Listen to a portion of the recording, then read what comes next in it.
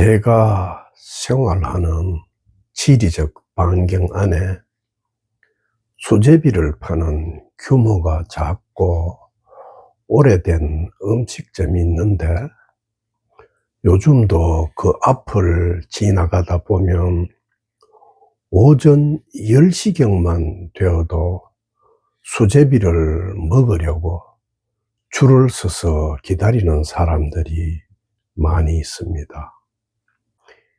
이 음식점이 지금처럼 많이 알려지지 않았던 20여 년 전에 저도 2번인가 3번인가 먹어본 기억이 있는데, 그냥 들깨가 좀 많이 들어가서 국물이 진한 수제비였지, 제 입장에서 보면 몇 시간씩 줄을 서서 먹어야 할 그 정도는 아니었던 것 같습니다.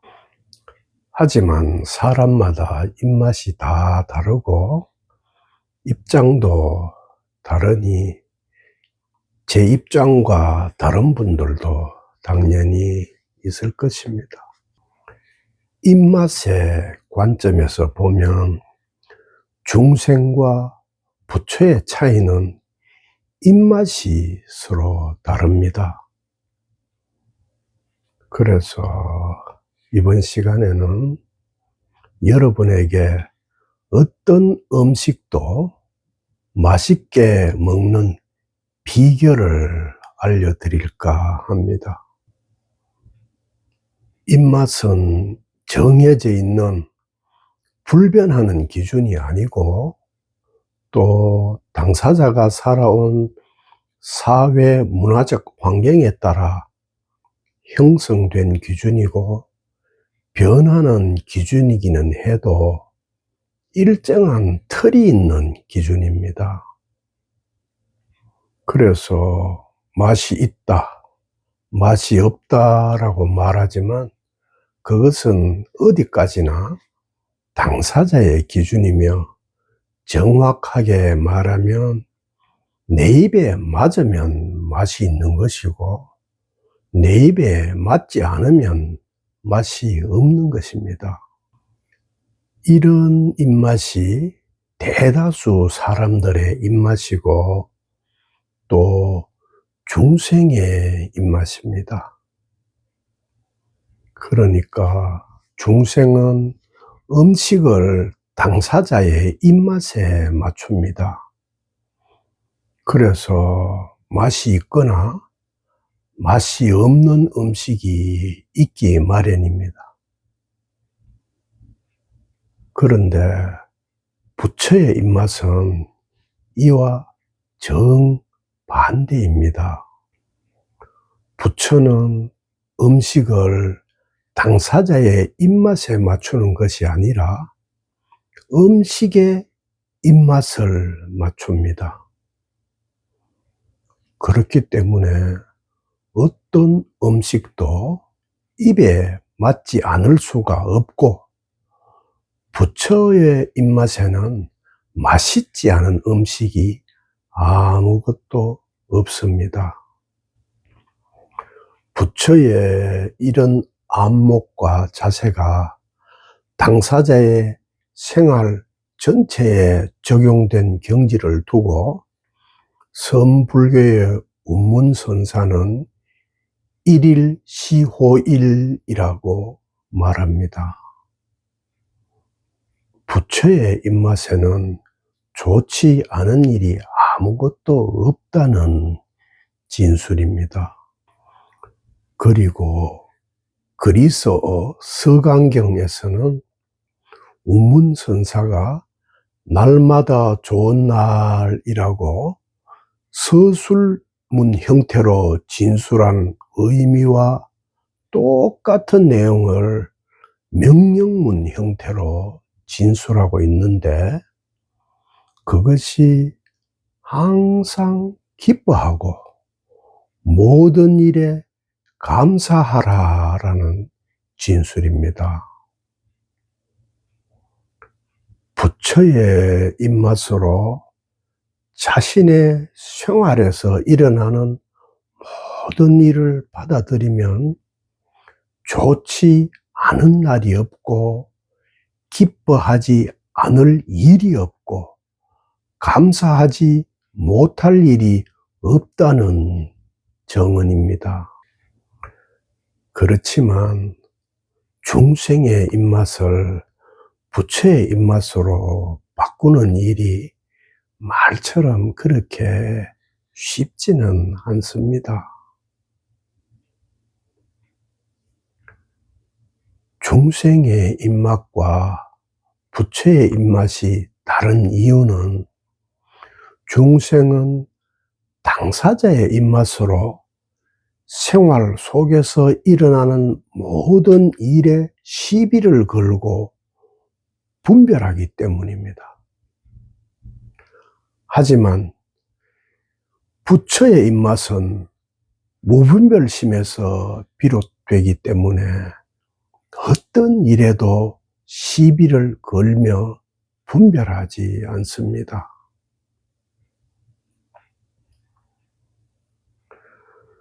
저도 어릴 적에 삶의 의미가 무엇일까라는 말을 어디서 주워 듣고 한동안 그 질문에 골몰을 했지만 아무 답도 찾지 못했던 적이 있는데, 답을 찾지 못한 이유는 삶에는 아무 의미가 없기 때문입니다.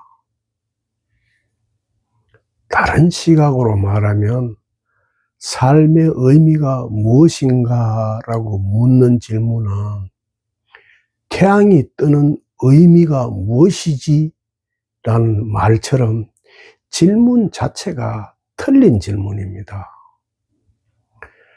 태양은 지구의 위치에서 보면 그냥 태양이라는 별과 지구라는 별의 자전과 공전이라는 물리적 운동에 의해 일어나는 자연 현상이지 거기에 따로 어떤 가치나 의미가 들어있는 것이 아닙니다. 의미라는 것은 인간이 거기에 자기 나름으로 해석을 덧붙여 만들 때 생기는 것이지, 삶이나 해가 뜨는 것이나 지진이 일어나는 것이나 거기에 어떤 의미가 따로 있는 것은 아닙니다. 그러므로 삶의 의미가 무엇일까라는 질문에 대한 올바른 답은 첫 번째가 질문 자체가 오류라는 점을 지적하는 것이고, 두 번째가 삶에는 어떤 의미가 있는 것이 아니다라는 답이 될 것입니다. 입맛이라는 것도 다르지 않습니다. 입맛은 당사자 중심의 의미이고 세계관이지 입맛이라는 절대적인 기준은 있지 않습니다. 그렇다면 예수는 어떤 입맛으로 살았을까요? 십자가에 못 박혀 죽을 시간이 다가왔을 때 예수께서는 자신에게 다가오는 운명을 두고 겟세마니 동산에서 예수 자신이 아빠, 아버지라고 아주 다정하고 친밀하게 부르는 하나님을 향해 먼저 아버지, 이 잔을 저에게서 치워 주십시오 라고 말한 뒤 이어서 하지만 제가 원하는 대로 하지 마시고 아버지께서 원하시는 대로 하십시오 라고 말을 끝맺습니다. 예수가 청원한 이 기도의 의미를 올바로 알아들으려면 여기서 예수께서 하느님께 치워달라고 한 이 잔이 무엇을 가리키는지 정확하게 알아야 합니다. 예수는 단순히 자신의 죽음을 면하게 해달라고 청원하고 있는 것이 아닙니다. 당시 유대교 율법에 따르면 나무에 달린 자는 저주받은 자였기 때문에 예수가 십자가라는 나무에 달려 죽는다면 그것은 곧 예수가 하느님께 저주받은 인간이라는 확실한 율법적인 증거가 되기 때문에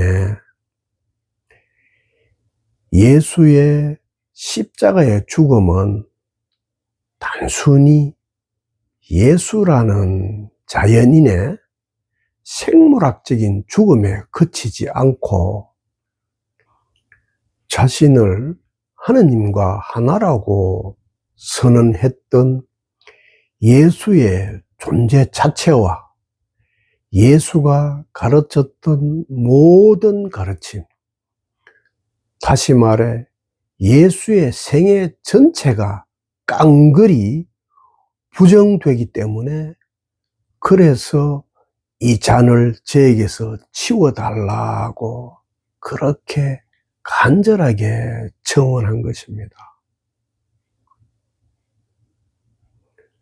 하지만 예수는 그렇게 때를 쓰며 자신의 기도를 끝내는 것이 아니라 아버지께서 원하시는 대로 하시라고 온전히 내맡기며 기도를 끝냅니다.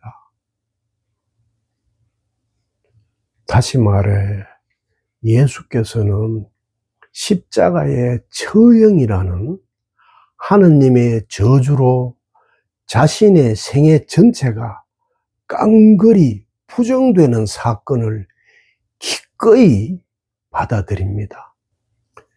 이런 자세는 오로지 부처의 입맛이 아니면 받아들일 수 있는 삶의 맛이 아닙니다. 인류가 스승으로 우러러 모시는 성자의 생애 중에 예수와 같은 처지에서 하느님의 저주로 자신의 생애 전체가 부정되는 삶의 맛까지 온전하게 받아들인 사람은 예수가 유일합니다.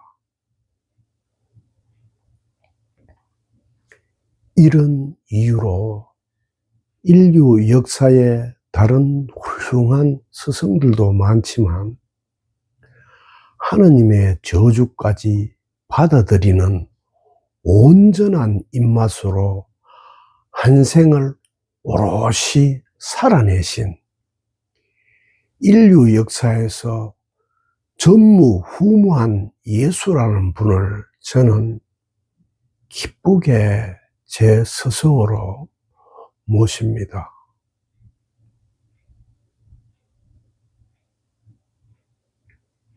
예수처럼 하느님의 저주까지 받아들일 수 있는 부처의 입맛이라면 당사자의 삶에서 어떤 사건이 일어나든 어떻게 받아들이지 않을 수 있겠습니까?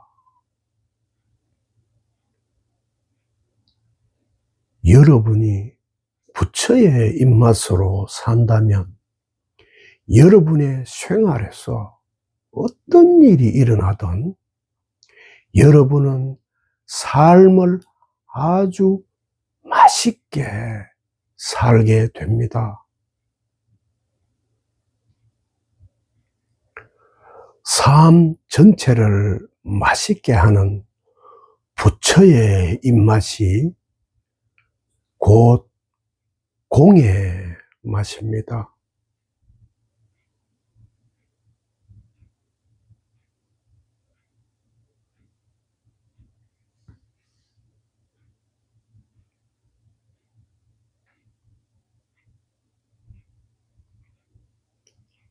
바로